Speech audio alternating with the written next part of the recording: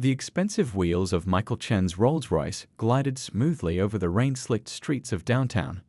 He sat in the back, his dark eyes fixed on his tablet, scanning through another acquisition report. At 35, he had built Chen Tech Solutions into a global empire, but today, something else weighed on his mind, his grandmother's last wish. "Young Master Chen," his driver spoke softly through the intercom, "we're passing through the area you mentioned." Michael looked up from his tablet, his gaze sweeping across the streets. The rain had driven most people inside, but a few hurried along the sidewalks, huddled under umbrellas. That's when he spotted her. A young woman in a worn but clean coat, trying to discreetly arrange blankets in the back seat of an old Honda Civic parked in an empty lot. He watched her for a moment, noting how she carefully folded each blanket despite the rain soaking through her clothes. There was something dignified about her movements, a hint of grace that seemed out of place in her current situation. His grandmother's words echoed in his mind. "Find someone with a pure heart, Xiaoming. Money can't buy happiness, but it can destroy it." "Stop the car," he commanded, his decision made. The Rolls-Royce pulled over smoothly, and Michael stepped out, his Italian leather shoes splashing in a puddle. He didn't bother with an umbrella as he approached the Honda. The young woman looked up, startled by his approach. Up close, he could see she was probably in her late 20s, with intelligent eyes and a face that showed strength despite obvious exhaustion. Her hands instinctively clutched her coat tighter.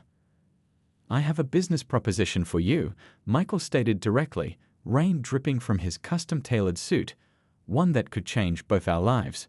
She studied him cautiously, and he noticed how she glanced around, checking her surroundings before responding. Smart, he thought. "I'm not interested in anything illegal," she said firmly, her voice carrying an unexpected hint of professional polish. Michael almost smiled. Almost. "I assure you, everything I'm proposing is completely legal. My name is Michael Chen. Perhaps you've heard of Chen Tech Solutions." He watched recognition flicker across her face.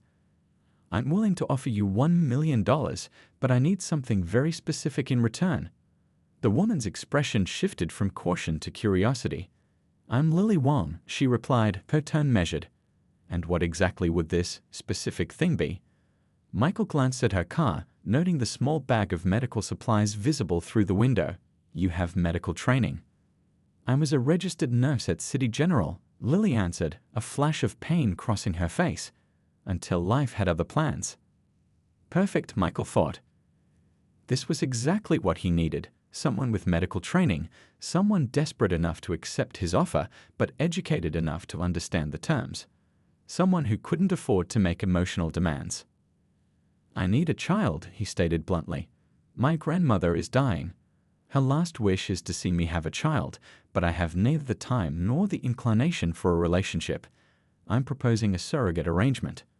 $1 million, all expenses paid, the best medical care, and a comfortable place to stay during the pregnancy.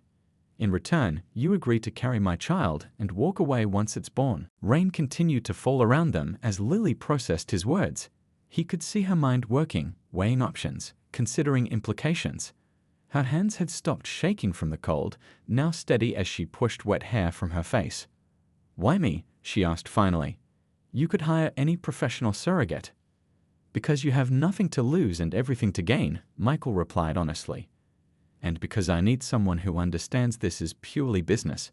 No emotional attachments, no complications, no dreams of a fairy tale ending. Just a simple transaction between two adults." Lily looked at her car, then back at him. "And after? What happens to me after the baby is born? The money is yours to start a new life wherever you wish. We never see each other again." He pulled out his business card, protected in a silver case. "Take the night to think about it. Call this number tomorrow if you're interested. My lawyer will have the contracts ready." He turned to leave, then paused. "One more thing, this arrangement requires absolute discretion. No one can know the true nature of our agreement. As far as the world is concerned, you'll be a distant family friend helping me have a child. My PR team will handle the story." As Michael walked back to his car, he heard Lily's voice one last time. "Mr. Chen?" He turned. "What makes you so sure I have a pure heart?" For the first time in years, Michael felt something unexpected, surprise. He hadn't mentioned anything about a pure heart. He studied her more carefully now, wondering if his grandmother's influence reached further than he knew. "We'll find out, won't we?" he replied, then slipped back into his Rolls-Royce, leaving Lily standing in the rain with a decision that would change both their lives forever. What neither of them knew was that destiny had been quietly arranging this meeting for years, weaving together threads of past connections and future possibilities. And somewhere in her hospital room, Michael's grandmother smiled knowingly as she sipped her tea, her weathered fingers tracing the edges of an old photograph, one that showed a much younger version of herself being cared for by a kind nurse who looked remarkably like Lily. 3 days after their rain-soaked meeting, Lily found herself standing in Michael Chen's penthouse, her few belongings tucked into a single worn backpack. The floor-to-ceiling windows offered a breathtaking view of the city skyline, but all she could see was her own reflection, a stranger in borrowed prosperity. "Your suite is this way," Michael's housekeeper, Mrs. Lin, guided her with gentle steps. The elderly woman's kind eyes contrasted sharply with the coldness of the modern decor. Mr. Chen had it prepared according to the doctor's specifications. The guest suite was bigger than any apartment Lily had ever lived in. A king-size bed dominated the space, its pristine white sheets looking almost too perfect to touch. Medical equipment had been discreetly integrated into the room's design. A blood pressure monitor that looked like a modern art piece, a state-of-the-art air purifier humming quietly in the corner. "The IVF procedure is scheduled for next week," Mrs. Lin explained, showing Lily the automated blinds and temperature controls. "Until then, Mr. Chen requests that you familiarize yourself with the contract details and begin the prescribed vitamin regimen." Lily nodded, her fingers brushing against the thick contract on the bedside table. She had spent hours reviewing it with Michael's lawyers yesterday. The terms were clear. She would live here during the pregnancy, follow all medical advice, attend necessary social functions as Michael's family friend, and maintain absolute discretion. In return, she would receive the promised $1 million and a chance to rebuild her life. That evening, unable to sleep in the too-perfect bed, Lily wandered into the penthouse's kitchen for a glass of water.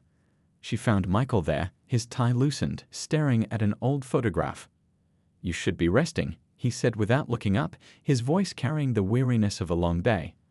"So should you," Lily replied, reaching for a glass. In the quiet kitchen, she noticed how his shoulders carried an invisible weight. "That photograph, is it your family?" Michael was silent for so long she thought he wouldn't answer. Then, surprisingly, he turned the photo toward her.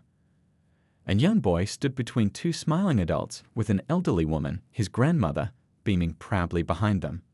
"It was taken 2 weeks before the accident," he said quietly. "My parents were driving to my piano recital. A drunk driver ran a red light. My grandmother raised me after that." Lily absorbed this information, understanding blooming in her chest. "Is that why you—" "Why I what?" His tone sharpened. "Why do you keep everyone at arm's length?" she finished gently. "Why this arrangement is purely business." Michael's jaw tightened. "You're here to carry my child, not satconalize me, Ms. Wang." "Lily," she corrected softly. "If I'm going to be introduced as a family friend, you should probably use my first name." A flicker of something, amusement, perhaps, crossed his face. "Very well, Lily. And since we're discussing arrangements, there's a business dinner tomorrow night. Several key investors will be there. Your presence would help support our story." "I don't have anything appropriate to wear," Lily admitted, thinking of her simple wardrobe. "Mrs. Lin will take you shopping in the morning," Michael replied, standing to leave. He paused at the kitchen door. "My grandmother, she always said that losing people is part of life, but losing yourself is a choice." His voice carried a hint of vulnerability that vanished as quickly as it appeared. "Get some rest. Tomorrow will be a long day." The next week passed in a blur of medical appointments, shopping trips with Mrs. Lin, and careful studying of social etiquette. Lily discovered that Michael's business world was like a complex dance, full of unwritten rules and subtle power plays. She watched, she learned, and surprisingly, she found herself adapting. The IVF procedure was scheduled for a Tuesday morning. As Lily lay in the private clinic trying to calm her nerves, she was stunned to see Michael walk in. "You don't have to be here," she said, touched by his unexpected presence. "I protect my investments," he replied, but his hand found hers as the procedure began, and he didn't let go until it was over. Later that evening, Mrs. Lin brought Lily some special ginger tea. "You know," the elderly housekeeper said, settling into a chair, "I've worked for the Chen family for 30 years. I was there when little Michael lost his parents. I watched him build his walls brick by brick." She studied Lily thoughtfully. "But walls that keep out pain also keep out healing."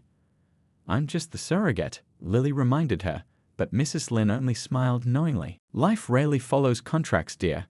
And sometimes the heart has plans that the mind knows nothing about." She patted Lily's hand and stood to leave. "Rest now. The real journey is just beginning." That night, as Lily drifted off to sleep, she thought about Michael's grandmother's words about losing yourself being a choice. She wondered if finding yourself could be a choice too, and if sometimes that choice could lead to unexpected healing for more than one broken heart. 2 months into her pregnancy, Lily found herself on doctor-ordered bed rest. The initial weeks had been challenging, with morning sickness that seemed to last all day. Michael had insisted on having the best medical team monitor her condition, treating every slight discomfort as if it might threaten his investment. One evening, as she sat propped up in bed reviewing a novel Mrs. Lin had given her, Michael appeared at her door. His usual pristine suit was wrinkled, and his hair showed signs of him running his fingers through it in frustration. "The Zhang merger is falling apart," he said without preamble, dropping into the armchair near her bed. "They're demanding impossible terms." Lily marked her place in the book. "Tell me about it," she said simply. To her surprise, he did. For the next hour, Michael explained the complexities of the deal, how the Zhang family's traditional business values clashed with modern corporate practices, how their pride was as important as their profit margins. Lily listened, asking occasional questions that made him pause and reconsider certain points. "You know," she said thoughtfully, "this reminds me of when I worked at the hospital. We had an elderly patient who refused modern treatments because he felt it dishonored his family's traditional medicine practices. The solution wasn't in the medicine, it was in showing respect for his beliefs while gently introducing new ideas." Michael stared at her for a long moment. "You think I'm approaching this wrong?" "I think you're treating it like a pure business transaction," Lily replied carefully. "But for the Zhang family, it's about legacy and honor. Maybe the terms need to reflect that." The next day, Michael sent his team back to negotiations with a new approach. By evening, the merger was back on track. He brought the news to Lily himself, along with a bowl of the congee she'd been craving. "The Zhangs appreciated our respect for their family traditions," he admitted, watching her savor the warm rice porridge. "Your insight was valuable." From that day on, Michael began spending his evenings in Lily's suite. Sometimes they discussed his business challenges, her unique perspective offering solutions his highly paid consultants had missed.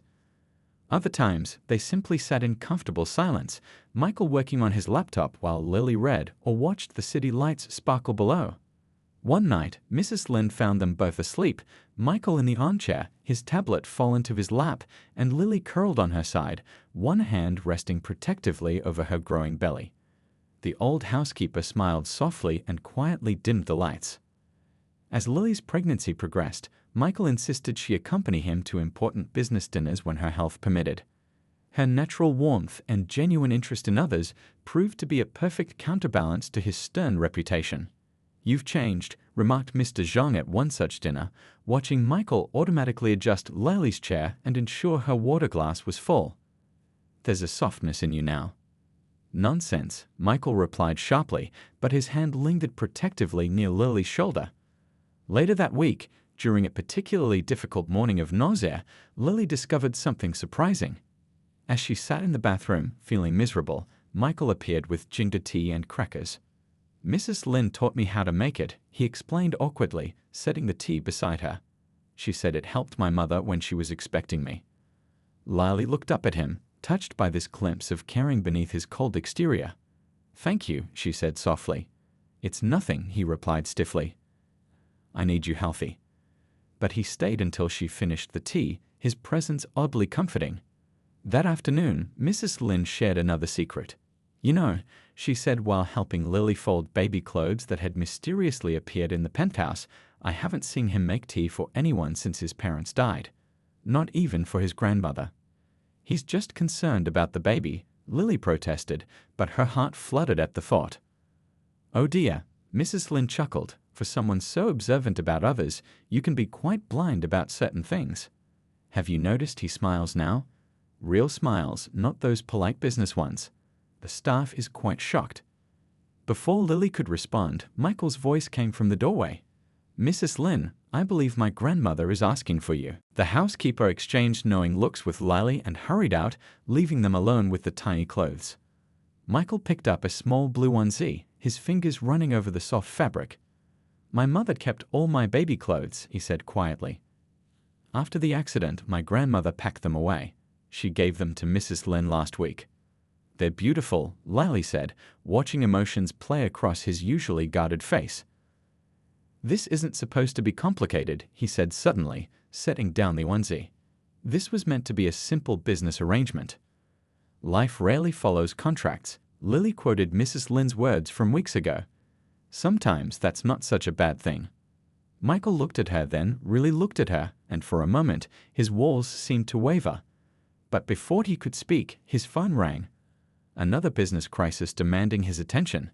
As he left, Lily placed a hand on her growing belly and whispered, Your father's heart isn't really cold, little one. It's just been frozen for a very long time. But even ice can melt in the right season. The peaceful rhythm of life in the penthouse shattered one rainy morning in Lily's 7th month. She woke with a splitting headache and noticed her hands were unusually swollen. By the time Mrs. Lin brought her morning tea, Lily's vision had started to blur. Something's wrong, she whispered, her heart racing unnaturally fast. Mrs. Lin took one look at her face and rushed to call Michael, who was in the middle of a crucial board meeting.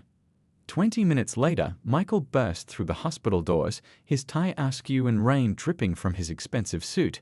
The doctor was already waiting for him, her face serious. Mr. Chen, we need to discuss Ms. Wang's condition. She's developed severe preeclampsia. Her blood pressure is dangerously high, and there are signs of organ stress. Michael's face remained stoic, but his hands clenched into fists. What are our options? We need to consider early delivery, the doctor explained. The longer we wait, the greater the risk to both mother and child. However, at this stage, early delivery could mean complications for the baby. And if we don't deliver? Michael's voice was sharp. Ms. Wang's condition could deteriorate rapidly. There's a risk of seizures, organ failure. The doctor let the implications hang in the air. Michael stood perfectly still, his mind racing. The contract's terms were clear. The baby's health was the priority. His lawyers had spent hours ensuring every scenario was covered, every decision predetermined.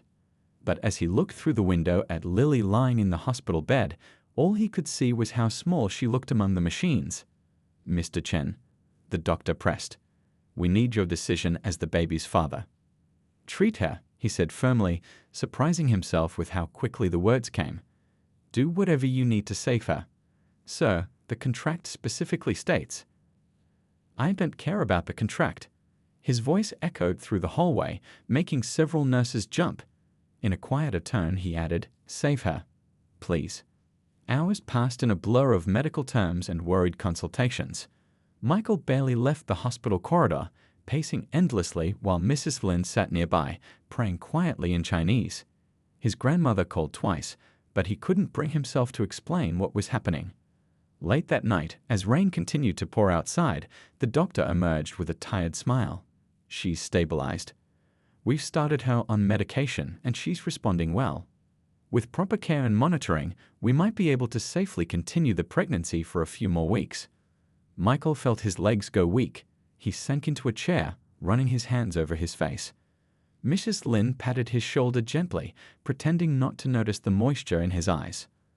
When he finally entered Lily's room, she was awake but groggy.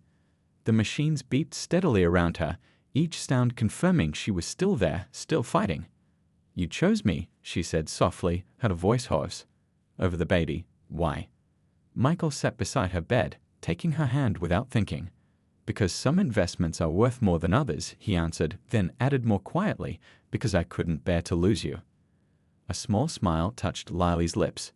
The cold-hearted billionaire has feelings after all. Don't push it, he replied, but his thumb gently stroked the back of her hand. You scared me today. I scared myself, she admitted. I kept thinking about all the things I haven't done yet, all the words I haven't said.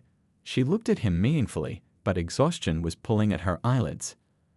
Rest, Michael said softly. We have time for words later. Over the next few days, Michael had a hospital room transformed into a luxury suite. He moved his office work to a corner of the room, conducting meetings in whispers while Lily slept. When awake, she would listen to his business calls, occasionally mouthing suggestions that made him smile despite himself. One afternoon, his grandmother made a surprise visit. She took one look at how Michael hovered near Lily's bed and nodded knowingly. Ah, Xiaoming, she said in Mandarin, finally you understand. Some wealth can't be measured in dollars. Grandmother, he warned, but she just smiled. Did you know, she said, switching to English for Lily's benefit, that 25 years ago, when I had my heart attack, a young nurse saved my life. She stayed past her shift, noticed symptoms others missed. Her name was Chen Wan. Lily's eyes widened. That was my mother. Yes, the old woman said softly. Life has a way of bringing circles complete, hasn't it? She saved me then, and now her daughter is saving my grandson's heart. Grandmother, please, Michael protested, but his voice lacked its usual edge. Later that night, as city lights twinkled through the hospital window, Lily watched Michael working on his laptop. His tie was loose, his sleeves rolled up, and his hair messy from running his fingers through it, all signs of the walls crumbling around his carefully constructed image. Your grandmother is quite the matchmaker, she said teasingly. Michael looked up, a rare smile touching his lips. She's quite the schemer, you mean? He moved closer to her bed. How are you feeling? Better, Lily replied, then added softly, especially when you're here. For once, Michael didn't pull away from the emotion in her words. Instead, he reached for her hand, holding it as if it were the most precious investment he ever made. After a week in the hospital, Lily was allowed to return to the penthouse under strict medical supervision. But while her body was healing, Michael discovered something that changed everything he thought he knew about her. It started with a casual comment from his department. They'd noticed someone using the penthouse's Wi-Fi to access various healthcare worker support forums late at night. Concerned about security, they'd brought it to his attention. That evening, Michael found Lily sitting in her favorite window seat, laptop balanced carefully over her growing belly. Instead of confronting her immediately, he watched as her fingers flew across the keyboard, responding to messages with focused attention. Angel of Hope, that's quite a username, he said quietly, making her jump. Lily's face flushed. You know about that? Michael sat across from her.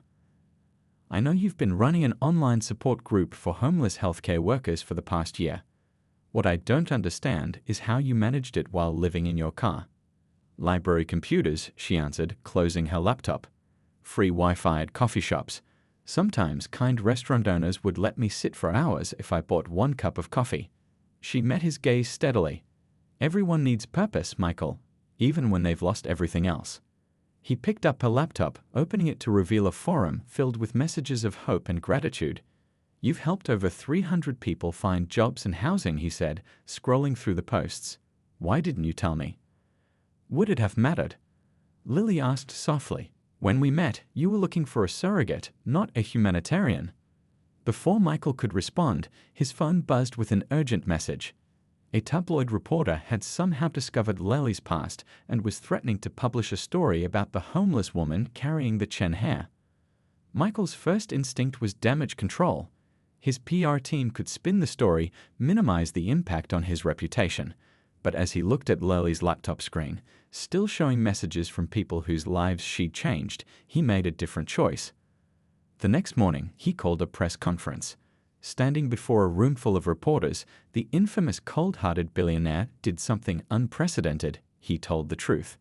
Yes, I met Lily Wan when she was living in her car, he stated firmly, his voice carrying none of its usual icy detachment. What the tabloids don't know is that while struggling with homelessness, she created and ran a support network that has helped hundreds of healthcare workers rebuild their lives. She chose to use her darkest moments to light the way for others.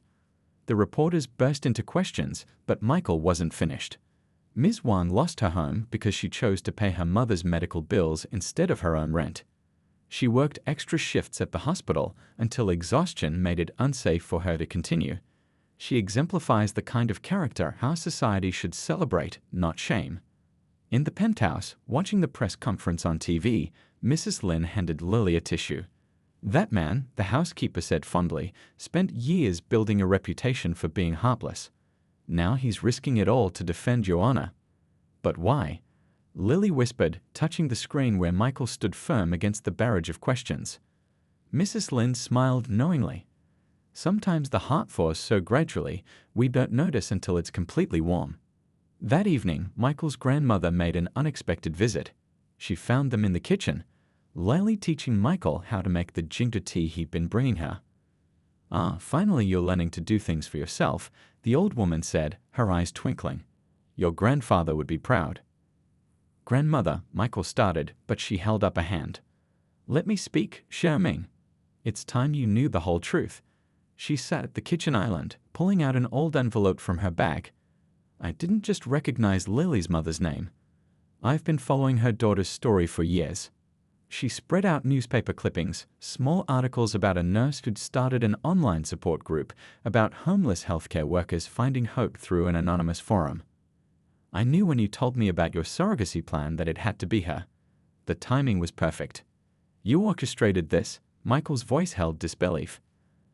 "I simply made sure you were driving down that street on that rainy day," his grandmother replied calmly. "The rest was up to fate, and your hearts." Lily sat quietly, one hand resting on her belly. "But why go to such lengths?" The old woman reached across the counter to take both their hands. "Because some people need a gentle push to find their way home. Both of you were lost, one in wealth, one in circumstances. But both of you had such capacity for love, for helping others." She squeezed their hands. "I'm old, my dears. My last wish wasn't just to see Michael have a child. It was to see him happy." That night, long after his grandmother had gone home, Michael found Lily in her suite, updating her support forum. Without a word, he pulled up a chair beside her. "I want to help," he said simply. "Your organization, it needs proper funding, a real website, maybe even a physical location where people can get help." Lily looked at him in surprise. "You do that?"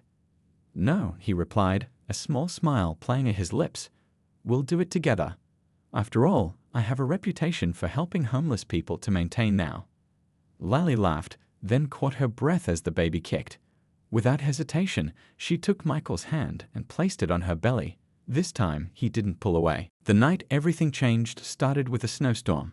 Heavy flakes fell silently outside the penthouse windows as Lily entered her 9th month of pregnancy. The city had ground to a halt, streets empty except for occasional emergency vehicles pushing through the growing drifts. Michael had been unusually anxious all day, checking weather reports and making sure the backup generator was working. "The hospital route is cleared," he announced, returning from yet another phone call. "I've got 3 different drivers on standby, just in case." "The baby's not due for 2 more weeks," Lily reminded him, amused by his uncharacteristic nervousness. But as evening fell, she felt the first twinge of what she knew wasn't practiced labor. Hours passed, the contractions growing stronger. Michael paced between Lily's room and his phone, increasingly frustrated as the storm worsened. When Lily's water broke, he finally had to accept the truth. They weren't going to make it to the hospital. "The ambulance is stuck 6 blocks away," he reported, his usual composed demeanor cracking. "They say it could be hours before they reach us." Lily breathed through another contraction, squeezing Mrs. Lin's hand.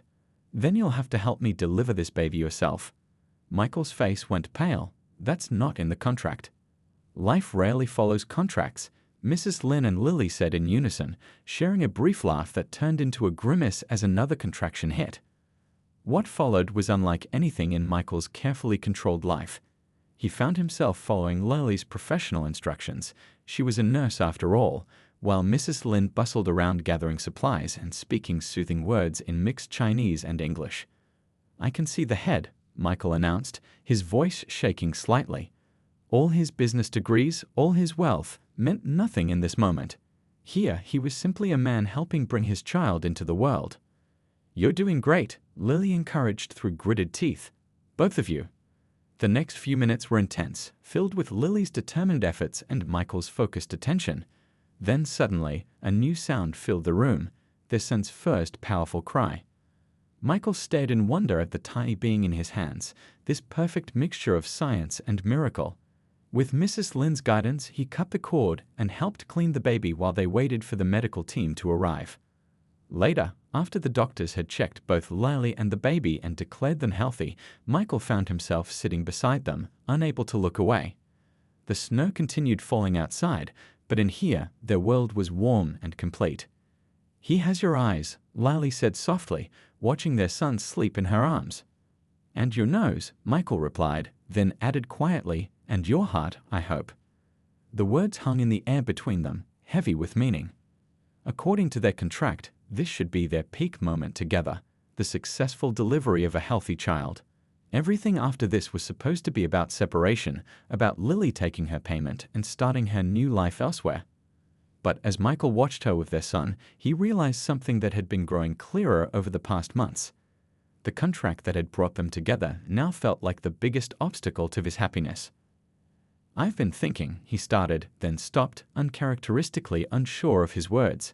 The great Michael Chen, who could command boardrooms with a glance, found himself struggling to express what was in his heart. "About the contract?" Lily asked, her voice carefully neutral. "About life. About choices." He stood and walked to the window, watching the snow transform the city into something pure and new. "When my parents died, I decided that controlling everything was the key to preventing pain. Business, relationships, emotions, everything had to follow careful rules and contracts." He turned back to her. "But you showed me that the best things in life can't be controlled. They have to be lived, felt, experienced. You walked into my life with nothing but a backpack and a heart full of compassion, and somehow you've given me everything I never knew I needed." Lily's eyes filled with tears as he continued, "The contract says you should leave once he's born. Take the money and start fresh somewhere else. That's what we agreed." "Yes," she whispered, "that's what we agreed." Michael moved closer, sitting carefully on the edge of the bed. "But what if I don't want you to leave? What if I want to tear up that contract and write a new story, not one about a business arrangement, but one about a family?" "Michael," Lily started, but he gently placed a finger on her lips. "Let me finish. I've spent my life being the cold-hearted billionaire, thinking that was strength. But real strength is what you showed me. It's helping others even when you have nothing. It's keeping your heart open even after life has hurt you. It's choosing love over fear." He took a deep breath. "I'm not good at this. I don't know how to be warm and open like you, but I want to learn. With you, with our son, if you'll give me the chance." Their baby stirred in Lily's arms, making small snuffling sounds. She looked down at their son, then back at Michael. "Are you sure? This isn't just gratitude or obligation." Michael reached out to touch their son's tiny hand. "I've never been more sure of anything. The contract brought us together, but love is what made us a family." Outside, the snowstorm began to ease, revealing a city transformed. Inside, two hearts that had started their journey as a business arrangement found themselves on the brink of a very different kind of contract, one written not on paper, but in the silent language of love. Spring arrived in a burst of cherry blossoms, coating the city in delicate pink petals. In the penthouse garden, Michael's grandmother sat watching her great-grandson play on a blanket while Lily arranged flowers nearby. The past few months had transformed the once stuck rooftop into a vibrant space filled with life and color, much like the change in Michael himself. "He's going to crawl soon," Lily observed, smiling as their 6-month-old son determinedly pushed himself up on his arms. "Just like his father, always pushing forward," the grandmother chuckled. "Though I must say, Xiaoming has learned to slow down and appreciate life's simple pleasures." As if on cue, Michael appeared in the garden. His suit jacket was off, sleeves rolled up. A sight that would have shocked his business associates a year ago. He carried a tray with tea and his grandmother's favorite almond cookies. "The foundation papers are finalized," he announced, setting down the tray. "The Chen Wang Healthcare Workers Support Foundation will be officially launched next month." Lily's eyes lit up. What had started as her small online support group was becoming something bigger than she'd ever dreamed. The foundation would provide housing, job placement, and mental health support for healthcare workers in crisis. Already, her original forum members were signing up to be mentors. Have you told her about the other papers? Michael's grandmother asked with a knowing smile. Lily looked between them curiously. What other papers? Michael reached into his pocket and pulled out an envelope, but before he could speak, their son let out a delighted squeal. Everyone turned to watch as he successfully rolled over for the first time, his tiny face proud of his achievement. Perfect timing, little one, Michael laughed, scooping up their baby. You just made this moment even more special. He handed their son to his grandmother and turned to Lily.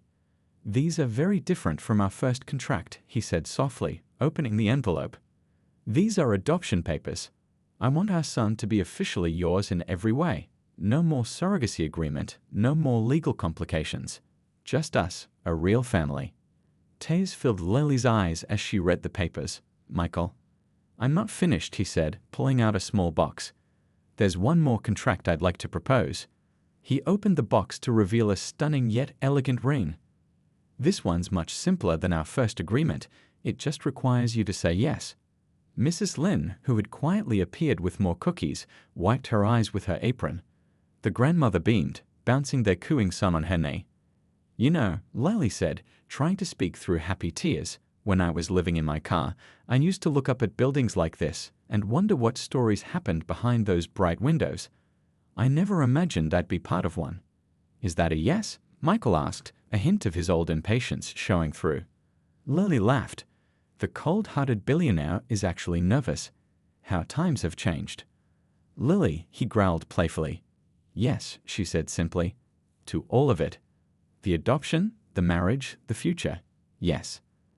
As Michael slipped the ring onto her finger, their son chose that moment to demonstrate his newfound rolling skills again, nearly giving Mrs. Lynn a heart attack as he almost rolled off the blanket. Everyone laughed as Michael quickly scooped him up. Already keeping us on our toes, he said, holding their son close as Lily joined them. The grandmother watched them with satisfied eyes. You see, sometimes the best investments aren't the ones we plan. They're the ones that life surprises us with. Later that evening, as the city lights began to twinkle, the family gathered in what was once just Michael's penthouse, but had become their home. Mrs. Lynn had prepared a feast to celebrate, and the dining room was filled with warm conversation and laughter. I have something for you, Michael's grandmother said, presenting them with an old photo album. Inside was a newspaper clipping from 25 years ago, a young nurse named Chen Wang receiving an award for exceptional patient care. Next to it was a recent article about the upcoming Chen Wang Foundation. A perfect circle, the grandmother said softly. Your mother saved lives through direct care, and now you'll save lives through this foundation. And my grandson, she patted Michael's hand, you finally learned that true wealth isn't in a bank account, it's in the hearts we touch and the lives we change. Michael looked around the table. At Mrs. Lynn, who had become like a second mother, at his grandmother whose wisdom had orchestrated it all, at his son who represented all their hopes for the future, and finally at Lily, whose love had transformed his world. You know what's funny, he said, taking Lily's hand. That first contract was supposed to be purely business, no emotions, no complications. And now? Lily asked, squeezing his hand. Now I realize that the best things in life can't be contained in contracts.